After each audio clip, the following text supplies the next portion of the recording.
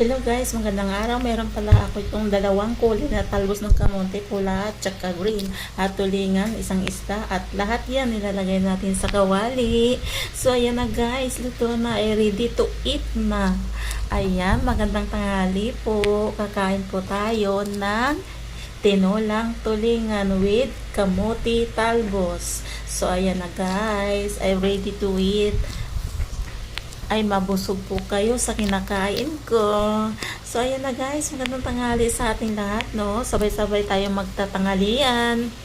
Ang sarap ng sabaw ng tinola ng tulingan. Tapos may talbos na kamote. Naku guys, marami ang kain mo.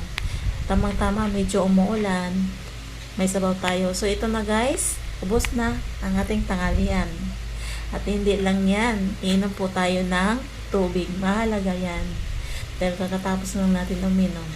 So ano yan guys, ang susunod ay meron po tayong meron tayong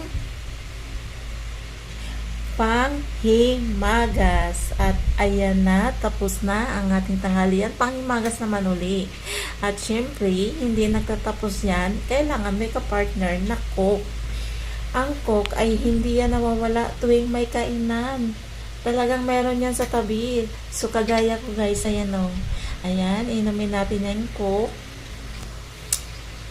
Sarap. Yummy. Ayan guys, baka gusto nyo. Kain po tayo. So, ayan guys, hindi pa rin nagtatapos niya ng ating video. Dahil, mahaba-haba po ito. So, ito guys. Maraming salamat sa aking lahat ng followers.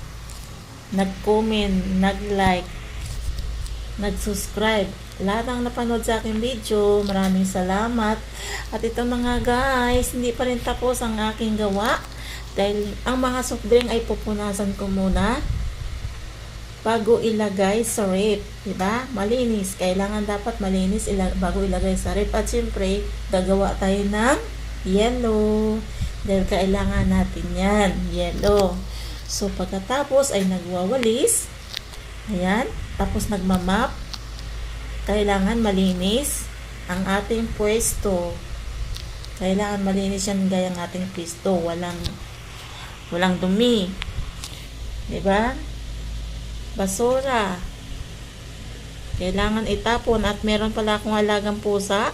Nilalabas ko pala ito sa gabi dahil nilinisan ko yung bahay-bahay nila, bahay-bahay kubo nila. Kailangan malinis para hindi mangamoy. So yan, may pagkain na yan sa loob at saka tubig. Mga maliliit pa kasi.